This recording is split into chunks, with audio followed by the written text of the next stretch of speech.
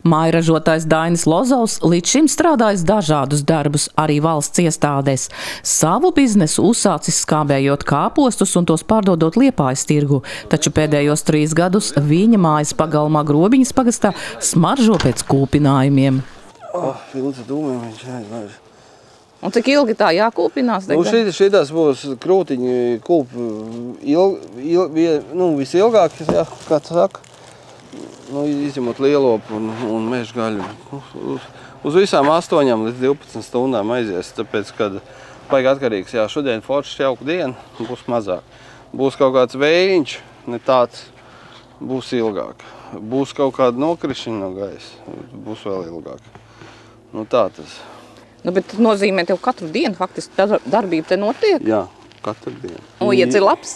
Jā, noiets ir labs. Principā nespējam saražot to, cik vajag. Vai 3 kūpinātavas trūkst. Jā. Mēs līdz ar to, cik mums tās kūpinātavas ir tik, cik ir. Doma ir būvēt, pārbūvēt visu to galu un taisīt jau pavisam savādāk visu. Tāpēc mēs arī vairāk uz kulināriju strādājam. Visu ko cepjam, vāram un taisam visāds ruletes. Paši tādi kulināri esat, gardēži? Jā, eksperimentējam visu kaut ko. Protams, paši tur uzstājas kaut ko pagaršo, ir labs, kāpēc gan nē. Kā atzīst Dainis, tad sākumā gaļu kūpinājuši savam patēriņam, tad arī draugiem un paziņām, kuri atzinīgi novērtējuši viņa prasmes. Tā maz pamazām nonācis arī līdz tirdziņiem. Tagad, tiekot pārstrādāts līdz 1,5 tonnai gaļas mēnesī,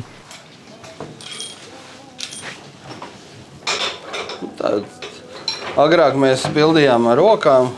Sākumā viss tas bija tāds mazās pistolītes, kur ielikt 1,5 kilogramu. Pēc tam nopirkām 5 kilogramu. Tagad jau šitie jau ir, man liekas, 20, 21, 17. Ne? Galvenais jau ir, kā teikt, ražot produkts no gaļas. Tad to cilvēks jau arī novērtē. Protams, ka tā cena ir kategorija, kas neskatās, ko viņš ēd. Bet, ir tie atkal, tie ir lielveikali publika. Ja pa 5 tu nopērci, kas tur var būt? Ja gaļa maksā 6 pār kilogramā. Tā mums ir tie pirmie produkti, ko mēs ražojam, bija tāds ķimeņa desas, viens no populārākiem, ķimeņa sāls, pipars un gaļa, vairāk nekas. To karstu kūpinam. Visi ir roku darbs, un roku darbs, tas ir arī... Tur jākal ir tas, ka roka var nodrošināt kvalitāti citu.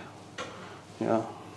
Tāpat tas arī, kur daudz darbinieku strādā, tas jau arī, līdz ko ir vairāk cilvēki, lielāks bardaks. Kaut kur kaut kādu kļūdu tu nevar noķert. Viens pēc te pašā desā sastāvā var iebērt viens karotas vietā 2, jā. Un līdz to galā produkcija arī pavisam savādāks. Šitam jau ir temperatūra diezgan liela uzkāpus, tāpēc arī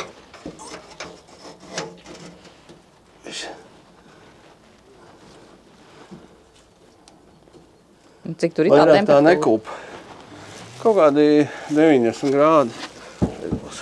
Un cik tad ilgi desas jākūpina? Desas kūp ātrāk. Aptuveni 4 stundas.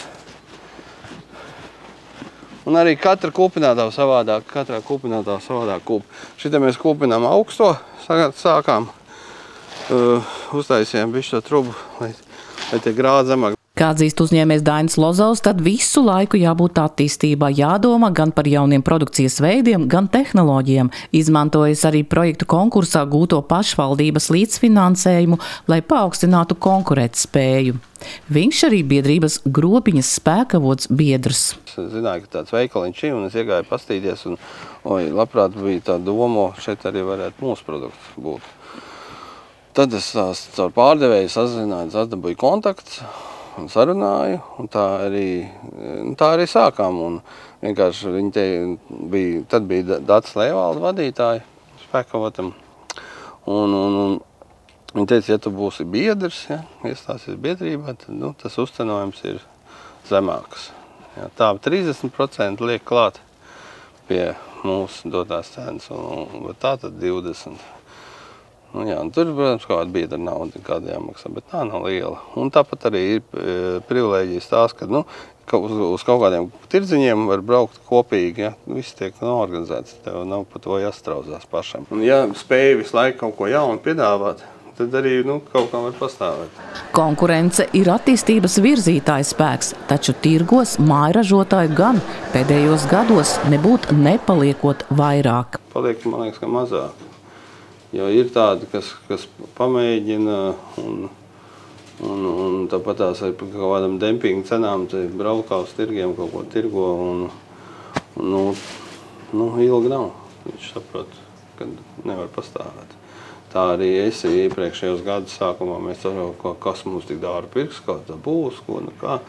Un tā kā arī mēģinājām tā kā pastījās, tad tur viens tirgo pa 9,50, mēs arī tirgosim, bet mēs pēc tam gadu nostrādāju un sapratu, ka ir diezgan liela mīnus, ka kaut kur pazūd. Tas patiesībā dabīgā ralksuma kūpinot, viņš zaudē diezgan svaru, līdz 40%. Pirmsvētku laikā darba pilnas rokas, atzīst Dainis. Jāspēj saražot dažādus gardumus svētku galdam, kurus iecienījuši un ar nepacietību gaida pircēji tirgos Liepājā, Kuldīgā, Saldū, Grobiņā un arī citviet.